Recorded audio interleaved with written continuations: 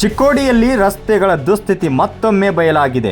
ಪ್ರಾದೇಶಿಕ ಸಾರಿಗೆ ಕಚೇರಿ ಸೇರಿದಂತೆ ಹಲವು ಸರ್ಕಾರಿ ಕಚೇರಿಗಳಿಗೆ ಸಂಪರ್ಕ ಕಲ್ಪಿಸುವ ಪ್ರಮುಖ ರಸ್ತೆಗಳಲ್ಲೇ ಭಾರಿ ಗುಂಡಿ ನಿರ್ಮಾಣವಾಗಿದ್ದು ಸಾರ್ವಜನಿಕರು ಜೀವ ಭಯದಲ್ಲಿ ಸಂಚರಿಸುವಂತಾಗಿದೆ. ಶಾಲಾ ಮಕ್ಕಳನ್ನು ಸಾಗಿಸುವ ಆಟೋ ರಿಕ್ಷಾಗಳಿಗೂ ಈ ರಸ್ತೆ ಅಪಾಯಕಾರಿಯಾಗಿ ಪರಿಣಮಿಸಿದೆ.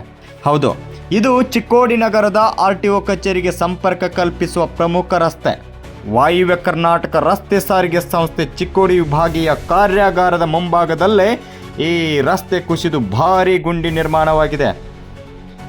ಈ ರಸ್ತೆ ಮುಧೋಳ್ ನಿಪ್ಪಾಣಿ ರಾಜ್ಯ ಹೆದ್ದಾರಿಯಿಂದ RTO ಕಚೇರಿಗೆ, DDPI ಕಚೇರಿ, ಅಗ್ನಿಶಾಮಕ ದಳ, ಖಾಸಗಿ ಶಾಲೆಗಳು ಸೇರಿದಂತೆ ಹಲವು ಪ್ರಮುಖ ಸರ್ಕಾರಿ ಕಚೇರಿಗಳಿಗೆ ಸಂಪರ್ಕ ಕಲ್ಪಿಸುತ್ತದೆ.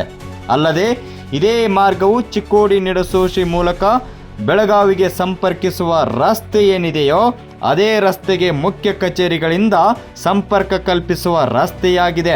ದಿನನಿತ್ಯ ನೂರಾರು ವಾಹನಗಳು ಈ ರಸ್ತೆಯಲ್ಲಿ ಸಂಚರಿಸುತ್ತಿದ್ದು ದೊಡ್ಡ ಗುಂಡಿಯಿಂದ ವಾಹನ ಸವಾರರು ಪರದಾಡುವಂತಾಗಿದೆ. ವಿಶೇಷವಾಗಿ ಶಾಲಾ ಮಕ್ಕಳನ್ನು ಸಾಗಿಸುವ ಆಟೋ ರಿಕ್ಷಾ ಚಾಲಕರು ಭಯದ ವಾತಾವರಣದಲ್ಲೇ ವಾಹನ ಚಲಾಯಿಸುತ್ತಿದ್ದಾರೆ. ದ್ವಿಚಕ್ರ ವಾಹನ ಸವಾರರಿಗೆ ಅಪಘಾತದ ಭೀತಿ ಎದುರಾಗಿದೆ. ಅಧಿಕಾರಿಗಳು ಈ ಸಮಸ್ಯೆಯನ್ನು ಗಮನಿಸದೆ ಕಣ್ಮುಚ್ಚಿ ಕುಳಿತಿದ್ದಾರೆ ಎಂಬ ಪ್ರಶ್ನೆಯು ಸಾರ್ವಜನಿಕರು ಎತ್ತುತ್ತಿದ್ದಾರೆ.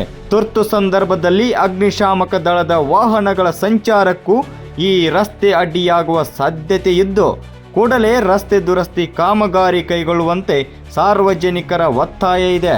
ಚಿಕ್ಕೋಡಿಯ ಪ್ರಮುಖ ಸರ್ಕಾರಿ ಕಚೇರಿಗಳಿಗೆ ಸಂಪರ್ಕ ಕಲ್ಪಿಸುವ ರಸ್ತೆಯೇ ಇಂದು ಅಪಾಯದ ರಸ್ತೆಯಾಗಿ ಮಾರ್ಪಟ್ಟಿದೆ. ಯಾವುದೇ ಕ್ಷಣದಲ್ಲಿ ಅಪಘಾತ ಸಂಭವಿಸುವ ಭೀತಿ ಎದುರಾಗಿದ್ದು ಸಂಬಂಧಪಟ್ಟ ಇಲಾಖೆ ತಕ್ಷಣ ಎಚ್ಚೆತ್ತು ರಸ್ತೆಯ ದುರಸ್ತಿ ಕಾಮಗಾರಿ ಕೈಗೊಳ್ಳಬೇಕೆಂದು ಸುದ್ದಿ ಪಾಯಿಂಟ್ನ ಆಗ್ರಹ.